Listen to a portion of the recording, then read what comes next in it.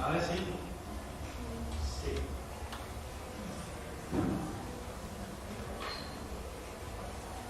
Bueno, hermanos,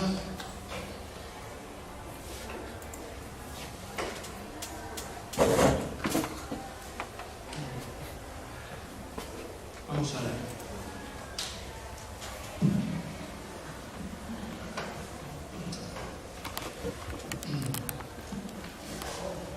Padre bueno que estás en los cielos, santificado sea tu nombre. Y nos postramos, Señor, ante tu majestad, ante tu grandeza, ante tu señorío, ante tu potestad. Y queremos rendirnos, Señor, hoy ante tu palabra. Señor, queremos que tu Espíritu Santo obre en cada uno de nosotros, que nos ayude a ser oidores que comprendan tu palabra y hacedores que lleven a cabo tu palabra, Señor. Que sea tu palabra expuesta y predicada para tu gloria. En el nombre de Cristo. Amén. Bueno, yo no sé cuántos de vosotros habréis plantado alguna vez un árbol frutal. Aquí nuestro hermano Gordy, no sé si lo ha plantado, pero fruta de esa conocemos, ¿verdad? Pues yo recuerdo que cuando compramos hace muchísimos años ya, bueno, hace muchos años, muchísimo, tampoco somos tan viejos, mi mujer y yo, pero hace muchos años compramos una parcelita y allí pues plantamos una gran variedad de árboles frutales. Eran limoneros, eran naranjos, higuera, y nuestro deseo, evidentemente, porque claro, no vinimos con el árbol grande, sino con el árbol chiquitito, y lo plantamos allí, ese tronquito, y decimos, guau, hasta el año que viene tenemos aquí limón y naranja, y qué va, no viene ni limón ni naranja ni nada. Pero bueno, sabíamos que esto conllevaba un esfuerzo por nuestra parte.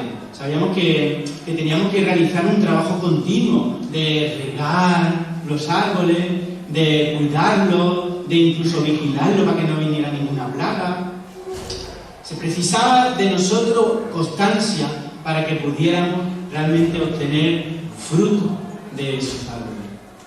Y hermanos, de la misma manera, si nosotros, que somos cristianos, que hemos creído en Cristo como nuestro Salvador, y queremos dar fruto, se precisa de nosotros unos requisitos. Y hoy, si Dios quiere, vamos a ver la clave para poder llevar a cabo, para poder llevar más bien en nuestra vida cristiana, poder llevar fruto. Y vamos a ver realmente qué fruto va a producir también.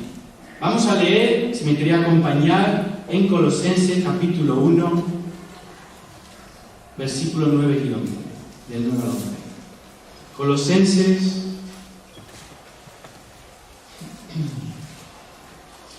capítulo 1.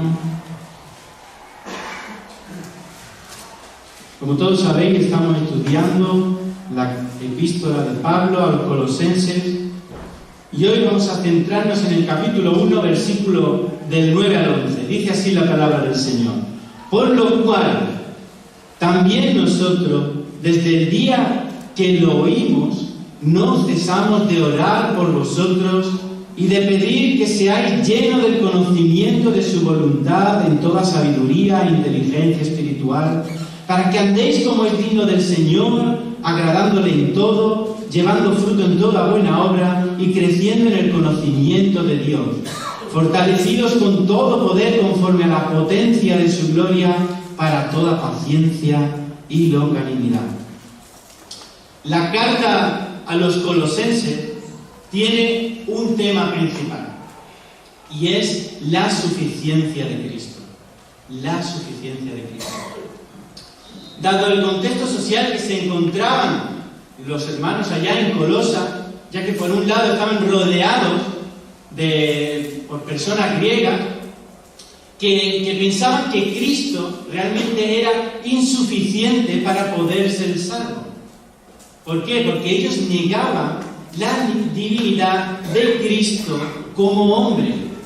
Ellos pensaban que todo aquello que tenía que ver con la materia física era algo malo. Por lo tanto, no podían concebir que un Dios divino se pudiera encarnar en un cuerpo físico. Así que ellos no aceptaban que Cristo fuera Dios.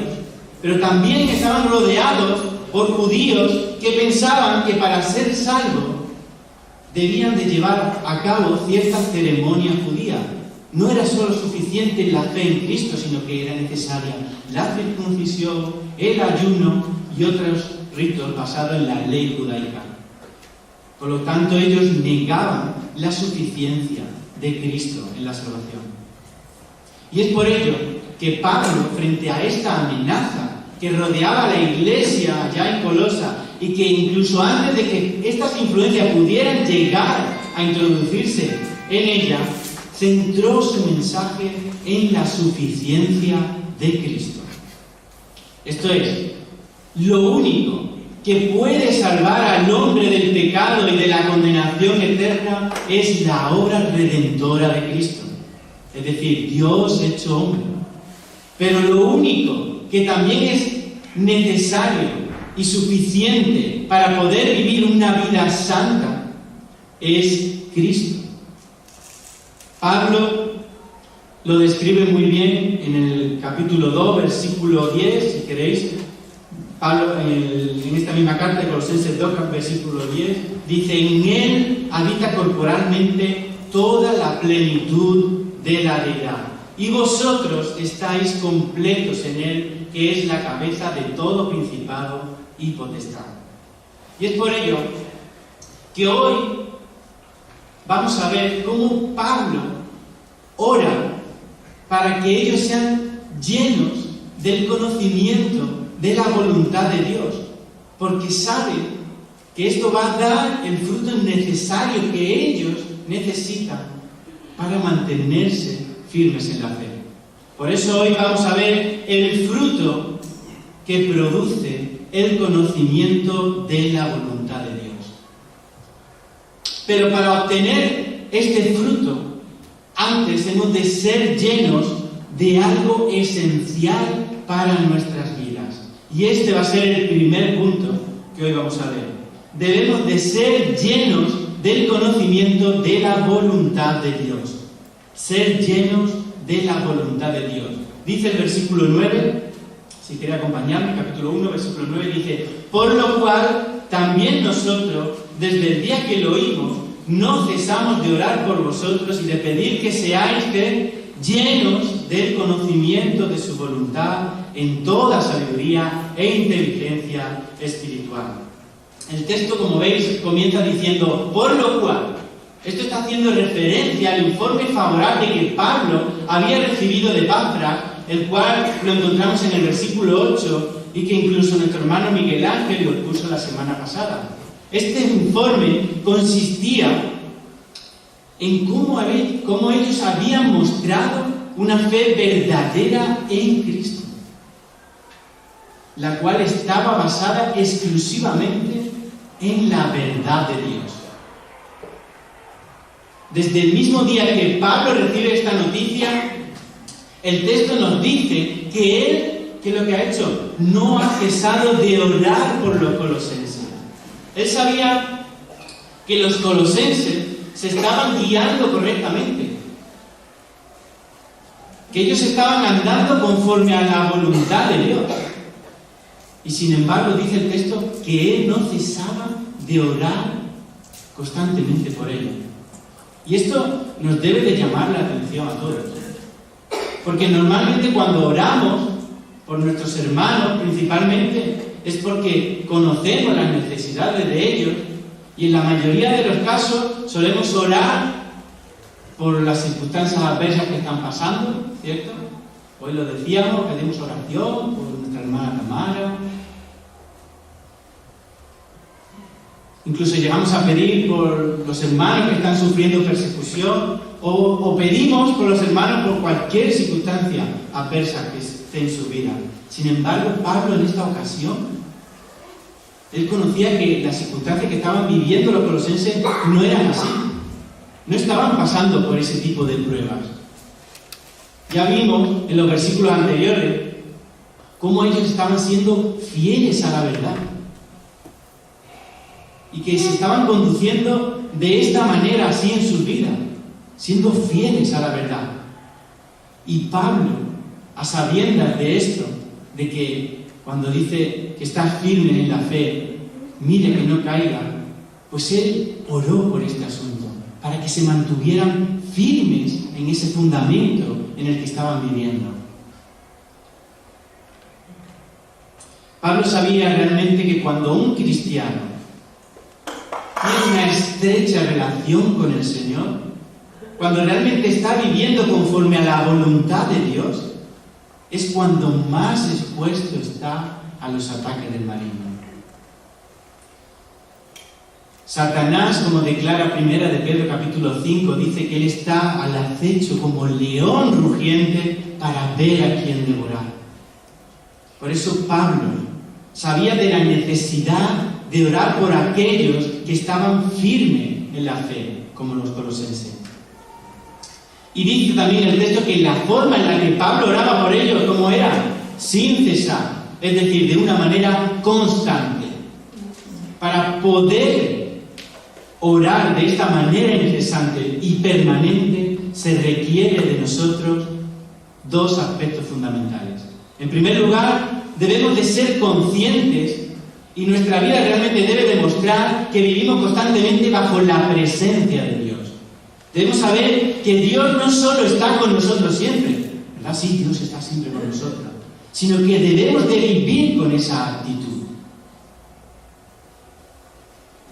Es decir, todos nuestros pensamientos, todas nuestras palabras, todas nuestras acciones deben ser conforme a la voluntad de Dios, porque Él está presente en todas ellas. El orar sin cesar no está implicando aquí que tengamos que estar orando las 24 horas del día. Ni duermo, ni como, ni trabajo, ni no oramos. No se refiere a eso. Sino que debemos de ver cada situación en nuestra vida que está relacionada totalmente con Dios. Cuando, por ejemplo, conoces a alguien nuevo que no sabe si es creyente o no, pues debemos de pensar en su condición delante de Dios. Cuando recibimos malas noticias, debemos orar para que Dios intervenga y haga su voluntad. Cuando recibimos buenas noticias, pues debemos de orar a Dios en gratitud y alabanza por la bendición de Dios. Esto es orar sin cesar, esto es tener presente cada situación que te venga a tu vida, como que Dios está interviniendo en ella. Y realmente esta era la relación que Pablo tenía con Dios.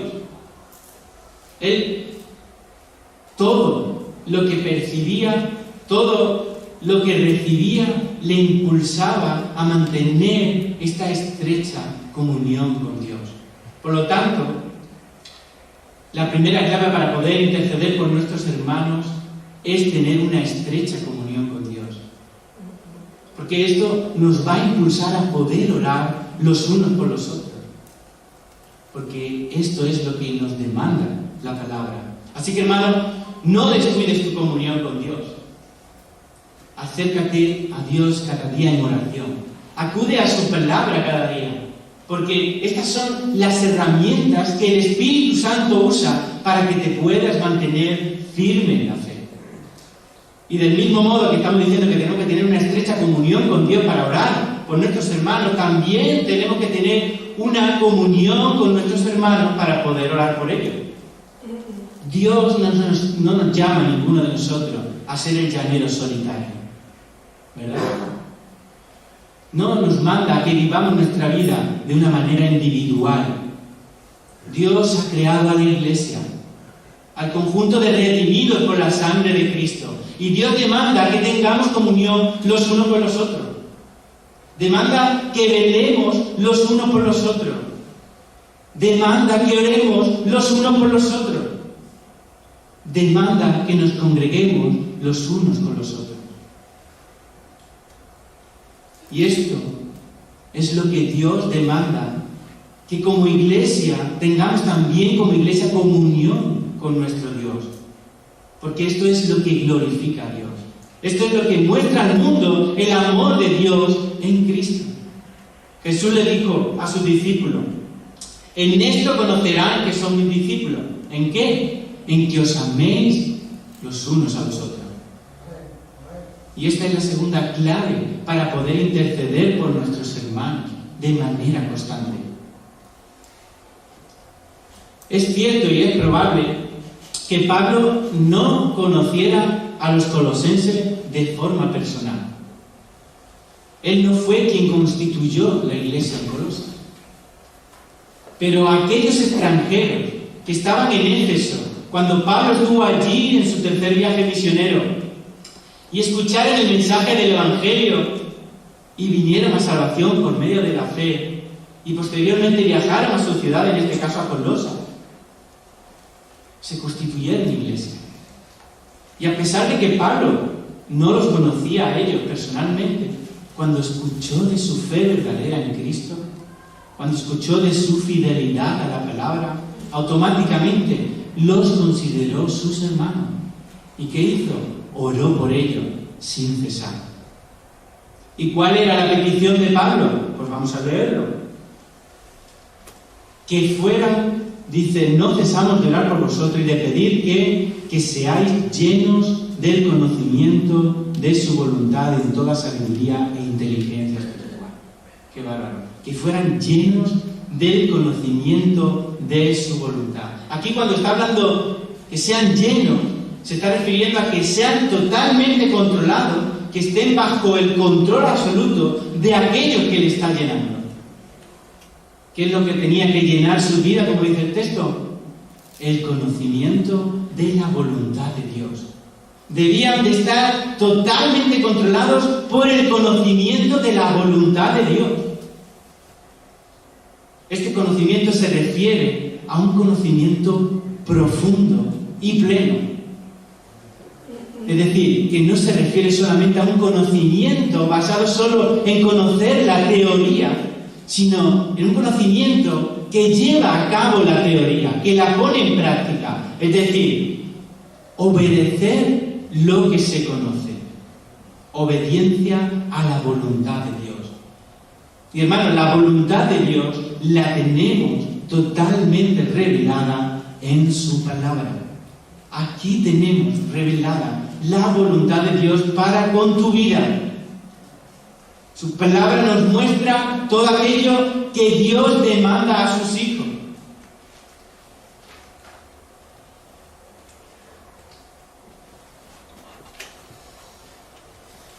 Si realmente, como hijo de Dios, quieres hacer la voluntad de Dios, tienes que llenarte del conocimiento de la palabra de Dios. Si tú no conoces la palabra de Dios, no podrás conocer nunca cuál es la voluntad de Dios para ti. Pero lo peor es que nunca podrás agradar a Dios. La falta de conocimiento de la palabra de Dios nos puede llevar a estar apartados de Dios por mucho tiempo.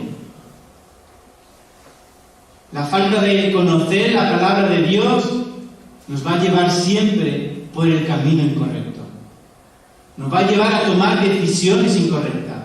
Incluso podemos llegar a hacer tropezar a otro por no conocer la palabra de Dios. Porque es que la palabra de Dios es nuestra guía. Es nuestro mapa en nuestro camino. Es nuestro faro que ilumina. Es nuestro pan diario con el cual debemos de alimentarnos cada día espiritualmente. Así que acércate a la palabra de Dios. Léela, estúdiala, compréndela y sobre todo, llévala a cabo, obedécela. Pablo oraba con un propósito y sabía que si los colosenses eran llenos del conocimiento de la voluntad de Dios, recibirían ¿qué? ¿Qué dice el texto? En toda sabiduría e inteligencia espiritual. Si ellos conocían la voluntad de Dios, iban a recibir sabiduría e inteligencia espiritual. Cuando realmente nos acercamos a la palabra y somos llenos de ella, es decir, cuando realmente lees la palabra y la comprendes, adquiere sabiduría. Y adquirir sabiduría es saber qué es lo mejor para nosotros según la voluntad de Dios. Pero no solo eso, sino que también adquieres entendimiento. Es decir, la capacidad de poder llevar a cabo todos aquellos principios aprendidos en nuestra vida. Qué hermoso, ¿verdad? Cuando podemos saber que hay hermanos que estén orando por ti para que seas lleno del conocimiento de la voluntad de Dios. Creo que no hay mejor oración para un hijo de Dios que el que alguien ore por ti para que seas lleno del conocimiento de la voluntad de Dios. Así que tomemos este ejemplo, hagámoslo nuestro, hagamos como Pablo y oremos por cada uno de nuestros hermanos de forma individual para que sean llenos de la voluntad de Dios. Porque esto tiene consecuencias y no son malas. Tengo buenas noticias, son buenas.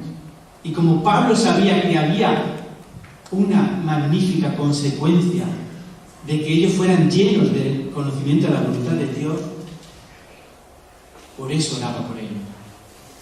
Y esto nos lleva al segundo punto. El conocimiento de la voluntad de Dios da frutos. Versículo 10 y 11, si queréis, lo volvemos a leer. Dice así el versículo 10: para que andéis como es digno del Señor, agradándole en todo, llevando fruto en toda buena obra y creciendo en el conocimiento de Dios, fortalecido con todo poder, conforme a la potencia de su gloria, para toda paciencia y longanimidad. Ser llenos del conocimiento de la voluntad de Dios da 5 frutos según vemos en este texto. Y el primer fruto que da el ser lleno del conocimiento de la voluntad de Dios es un andar digno, para que andéis, como dice, como es digno del Señor, agradándole en todo. Cuando en la Biblia encontramos esta palabra de andar, en muchas ocasiones se está refiriendo a la manera en la que se debe de vivir diariamente. Es decir, cómo debemos de actuar en nuestra vida cotidiana. Si nuestra mente, fijaos, está llena y controlada por el conocimiento de la palabra de Dios, la sabiduría y el entendimiento del que hablábamos antes provocará en nosotros una manera de vivir digna del Señor. Si realmente conocemos la palabra porque hemos adquirido sabiduría y la llevamos a cabo, la hemos entendido, vamos a vivir de una manera digna, como al Señor le agrada. Ya Pablo le dijo a los tesalonicenses, allá en su primera carta, capítulo 2, versículo 12, que anduviesen como es digno de Dios. Y a los efesios también les dijo que anduviesen como es digno de la vocación con la que fueron llamados. Y aunque pudiera parecer que es complicado andar como Dios quiere que andemos, como es digno, como le glorifica a Él, es un mandato. Debemos de llevarlo a cabo. Y para ello nos ha dado lo que necesitamos. Él no nos ha dejado solos para llevar esta tarea a cabo. Porque Cristo es la clave. Cristo es la clave. Fijaos lo que dice Gálatas 2:20. Pablo declara: con Cristo estoy juntamente crucificado, pues ya no vivo yo, mas vive Cristo en mí, y lo que ahora vivo en la carne lo vivo en la fe del Hijo de Dios, el cual me amó y se entregó a sí mismo por mí. Cristo, como dice el texto, habita en nosotros en la persona del Espíritu Santo. Este es el que nos da el aliento, el que nos da la fuerza, el que nos da las herramientas necesarias para poder andar como es digno del Señor. Si intentas andar como es digno del Señor por tus propias fuerzas, por tus propios medios, estamos condenados al fracaso. Sin embargo, con el amor de Dios, derramado en Cristo, y posteriormente al recibir al otro Consolador, al Espíritu Santo que mora en nosotros, es posible, hermano, es posible andar como Dios nos demanda. ¿Y cómo es ese andar digno? Pues en la Biblia nos dice cómo es ese andar digno de todo cristiano. Pues cuando andamos en humildad, cuando andamos en pureza, cuando andamos en contentamiento, cuando andamos por la fe, cuando andamos en buenas obras, cuando andamos de forma diferente a la que anda este mundo, cuando andamos en amor, cuando andamos en luz, cuando andamos en sabiduría, cuando andamos en verdad. Este es el andar que agrada a Dios. Así que, hermano, recuerda, no creas, ¿vale?, que tú eres el que hace mejor las cosas, que sin ti no se puede hacer nada. No, sé humilde de corazón y glorifica a Dios porque te permite poder trabajar en su obra. No nos quejemos por todo aquello que queremos y no tenemos, sino agradece a Dios que nos da lo que necesitamos y disfrutemos de lo que nos da Dios. No tengas dudas en las promesas de Dios, sino ten fe en ellas porque son en Él sí y amén. Busca el hacer bien a toda criatura, principalmente a los de la fe, dice la palabra, pero también a tu prójimo. Ama a tu hermano, porque él ha sido igualmente redimido con la misma sangre que has sido redimido tú. Así que tenlo en mayor estima que tu propia vida. Pero también ama al pecador como Dios lo ha amado, porque debemos de seguir predicando el mensaje del Evangelio, el mensaje de salvación, para que se sigan sumando todos aquellos que aún han de ser salvos. Y acércate a la palabra de Dios, porque es la que va a proveer a tu mente de sabiduría. Y no es una sabiduría de este mundo, sino una sabiduría espiritual, una sabiduría celestial, aquella que te va a alentar a agradar a Dios en todo, aquella que te va a dar el sustento necesario para tu andar diario. Este es el andar que le agrada a Dios. Es una ardua tarea, ¿verdad? Pero camina, anda poco a poco, hasta que lleguemos a la meta del supremo llamamiento, como decía Pablo. El segundo fruto que vemos en el texto, el segundo fruto que da el ser lleno del conocimiento de la voluntad de Dios, es una vida fructífera, llevando fruto en toda buena obra, dice el texto. Y es que dar fruto, hermanos, es un resultado del conocimiento. El fruto es el resultado evidente de la justicia y el sello de cada persona que ha sido redimida por la sangre de Cristo. Jesús le dijo a sus discípulos en Juan 15, versículo 8, en esto es glorificado mi Padre, ¿en qué? En que llevéis mucho fruto y seáis así mis discípulos. Y la Biblia realmente define el fruto de diferentes maneras. Pero aquí en concreto, Pablo está haciendo referencia a llevar fruto ¿en qué? En toda buena obra. Aquellos que se convierten por la predicación del Evangelio se consideran fruto. Como por ejemplo encontramos allá en 1 Corintios, capítulo 16, la familia de Estéfana, ¿verdad? Cuando damos a Dios alabanza, también esto se considera dar fruto. Ofrezcamos siempre a Dios por medio de Cristo sacrificio de alabanza, es decir, fruto de labios que confiesan su nombre, como leemos en Hebreos 13.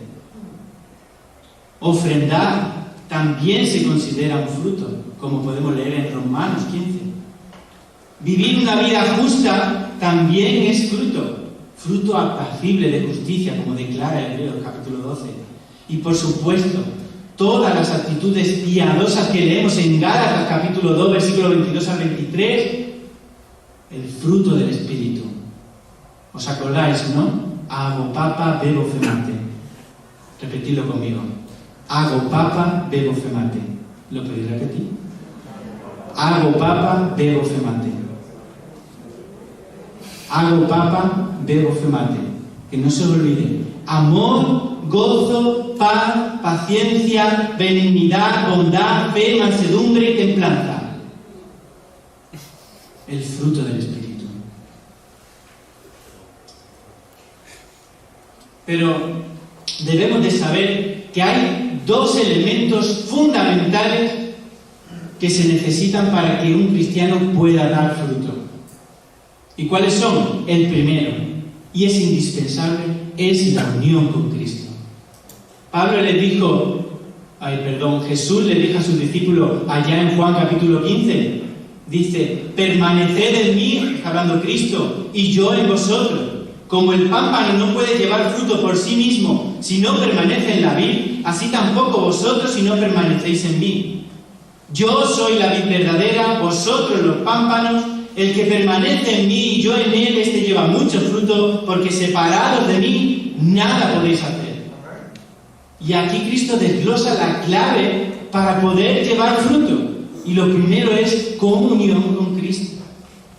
Y para tener comunión con Cristo, antes hay que dar otro paso. Antes has tenido que depositar tu fe en Cristo, reconocer tu pecado, creer en Él como tu Salvador. El texto de Juan, el que hemos leído, del capítulo 15, nos dice que es necesario permanecer en Cristo y Él en nosotros. Y esta comunión es vital para poder dar fruto. La manera de tener comunión con Cristo, ¿sabéis cuál es? La dependencia total de Él en todo lo que haces, en todo lo que piensas y en todo lo que hablas. Y Cristo visualiza de forma muy clara con este ejemplo de la vid y los pámpanos. La vid, aquella que da vida a los pámpanos. ¿Y quién dice que es la vid? El mismo Cristo se declara: yo soy la vid. Pero también aclara que un pámpano, es decir, esas ramificaciones que tiene la vid, precisamente en este terreno que compramos nosotros había muchas vides, y hay un tronco principal y después salen muchas ramificaciones, esos son los pámpanos donde después salen las uvas.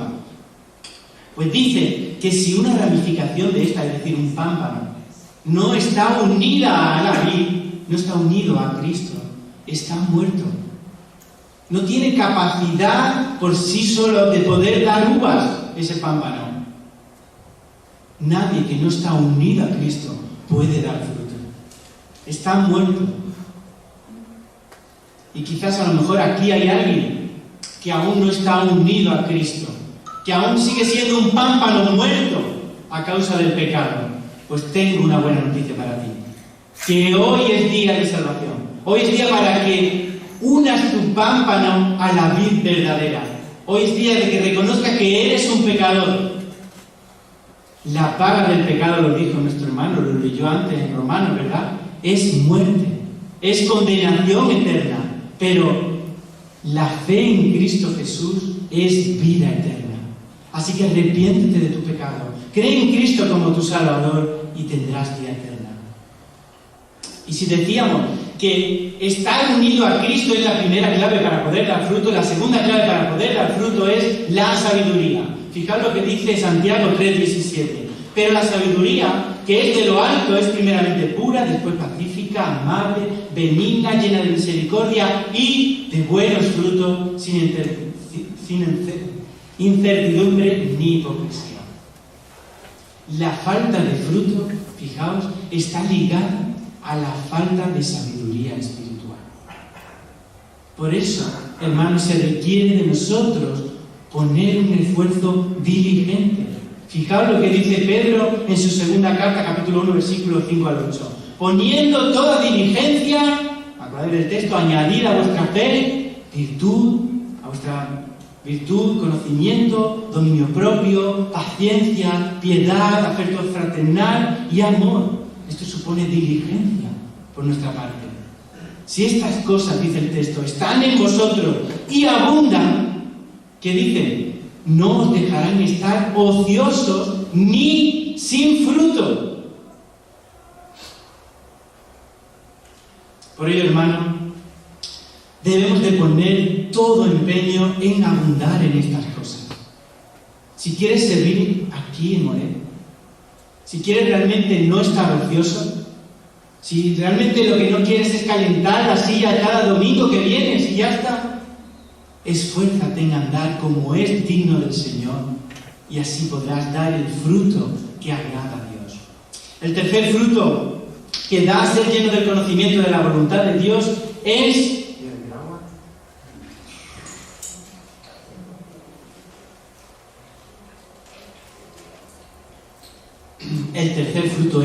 el crecimiento. El crecimiento. Dice el texto, y creciendo en el conocimiento de Dios.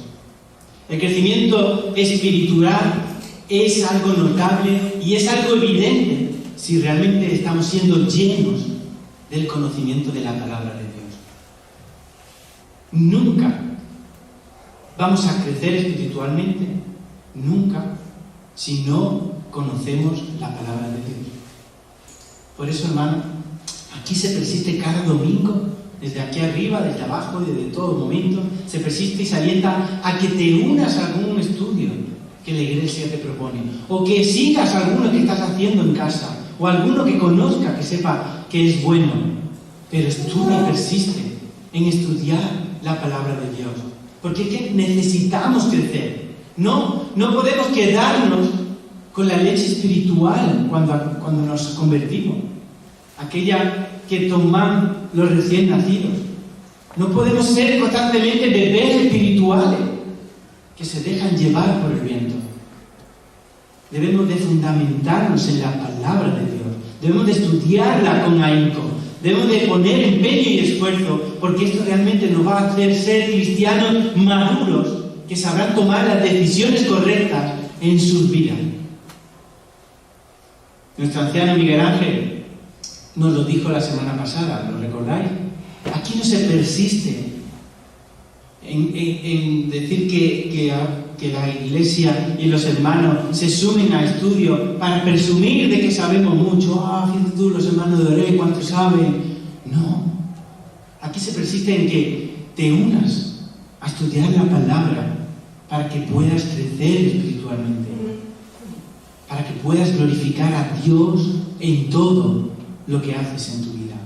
Así que tengamos presente que el crecimiento espiritual va a provocar en nosotros un amor profundo por la palabra de Dios, porque vamos a valorarla como lo que realmente es, la palabra de Dios. La palabra de Dios, hermano. La palabra de nuestro Padre Celestial, aquel que nos ha salvado por medio de la obra de Cristo. Realmente el crecimiento espiritual va a ser que nos va a ayudar sobre todo a que seamos hijos obedientes, a que realmente busquemos el hacer la voluntad de nuestro Padre Celestial. El crecimiento espiritual produce fe, porque nuestra fe va a ser aumentada por el oír la palabra del Señor. El crecimiento espiritual va a provocar en nosotros un amor mayor también hacia Dios, hacia su obra, hacia nuestros hermanos y sobre todo hacia este mundo. Pero ser lleno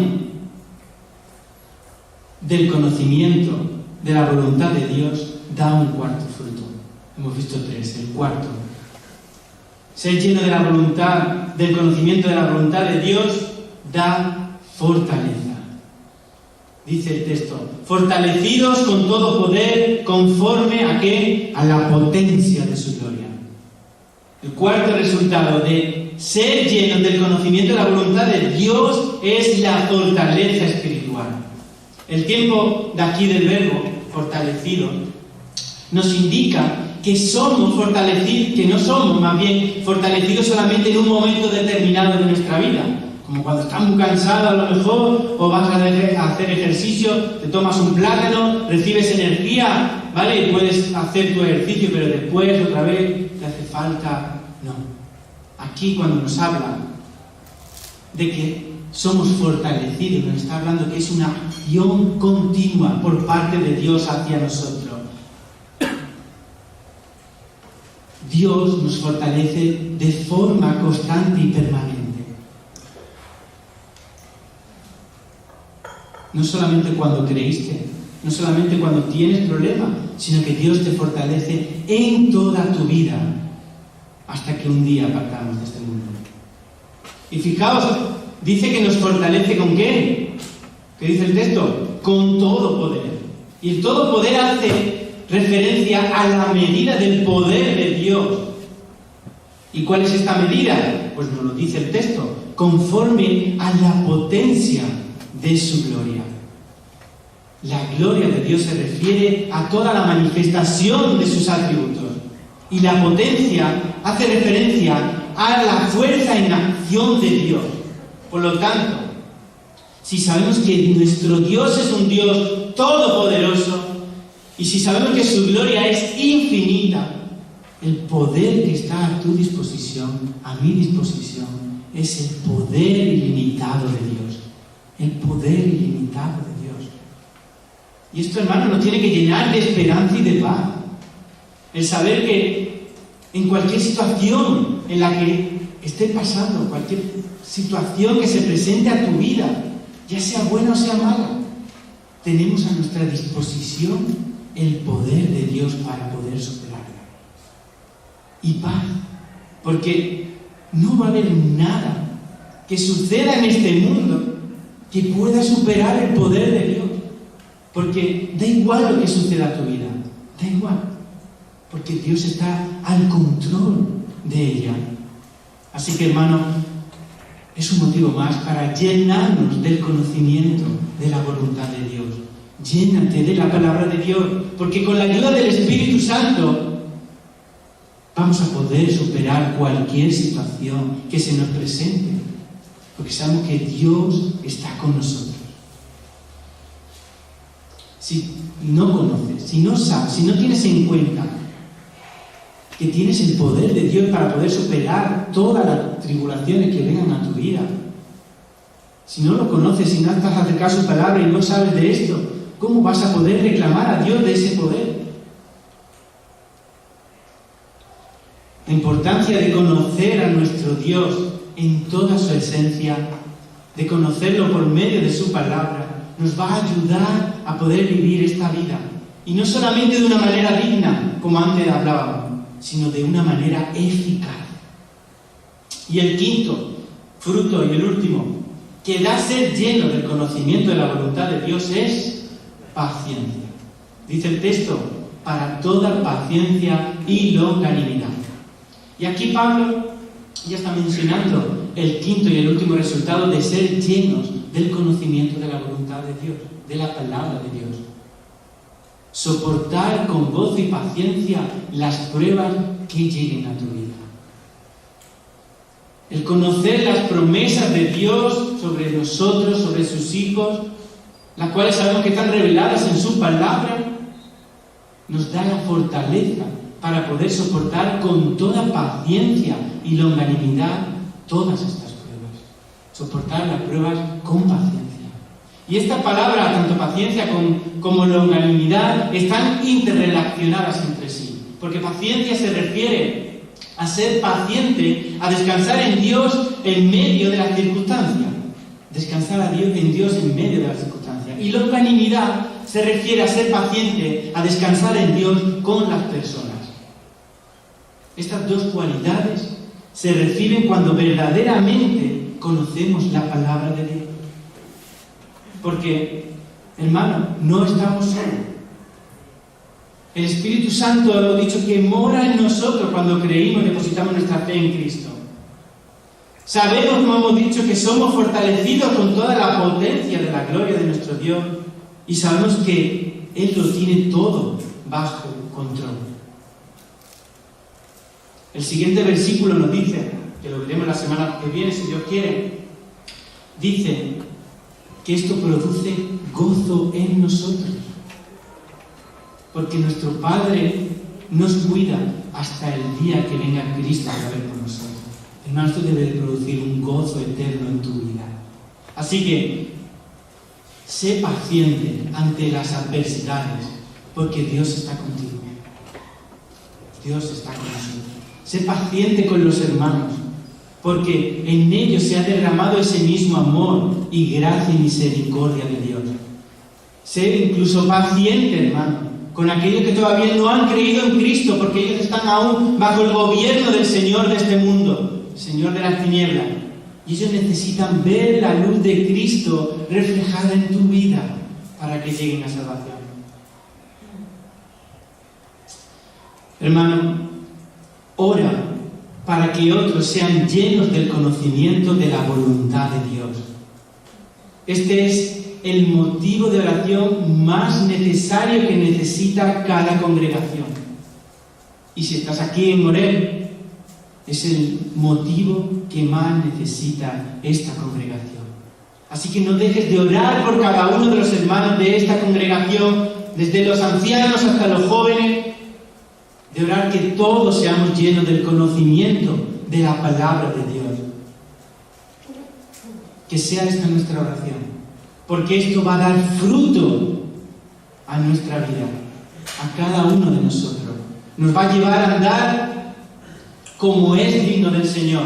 Nos va a dar la posibilidad de tener una vida llena de fruto. Nos va a permitir crecer en esta iglesia, en la gracia de Dios. Nos va a dar las fuerzas necesarias en todo momento.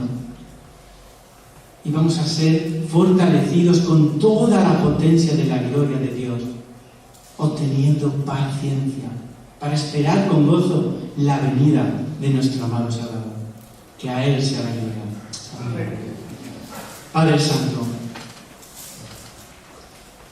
que realmente nuestro deseo sea ser llenos del conocimiento de tu voluntad, la cual está totalmente mostrada en tu palabra.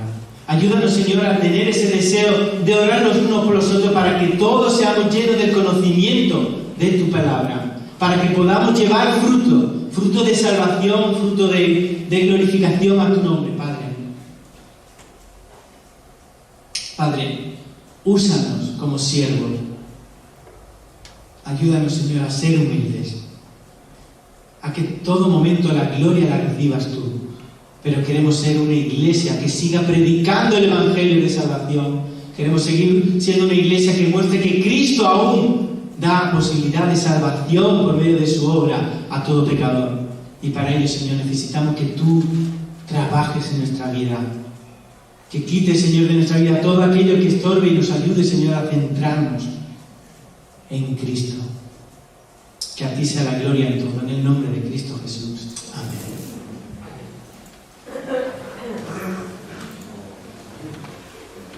Un segundo, hermano, por favor. La semana que viene, que no hemos informado con anterioridad, el sábado de la semana que viene, el grupo de jóvenes va a pasar el día, desde por la mañana hasta por la tarde, con el equipo de allí de los naranjos, el equipo de Casallo de la Sierra. A las 8:30 de la mañana han quedado en la estación de Santa Justa. 8:30 de la mañana los jóvenes, porque cogen el tren sobre las 9, ¿de acuerdo? A las 8:30, aquellos que vayáis ahí, pues allí está el grupo.